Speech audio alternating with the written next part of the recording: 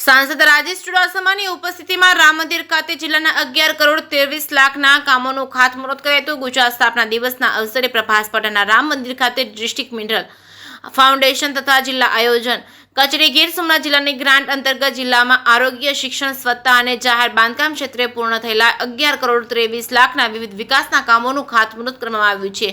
DMF અંતર્ગત કૌશલ્યવર્ધન તાલીમ અને ટુરિસ્ટ ગાઈડ તાલીમની શરૂઆત કરવામાં આવી હતી। સાંસદ રાજેશ ચુડાસમાએ જણાવ્યું હતું, ગુજરાતના સ્થાપના દિવસથી શરૂ થયેલી રાજ્યની અવિરત પ્રગતિને વિકાસના પંથે કંડારી નાગરિકોને સુવિધા પહોંચાડવી એ જ રાજ્ય સરકારનું લક્ષ્ય રહ્યું છે। વિકાસ સાથે જ રોજગારીનું સર્જન થાય તે માટે રાજ્ય સરકાર કટિબદ્ધ છે।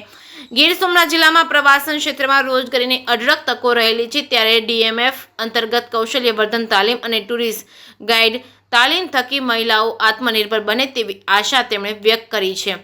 જે કે સિંહ ગુજરાતી સાથે મહેશ વાચા, સોમનાથ।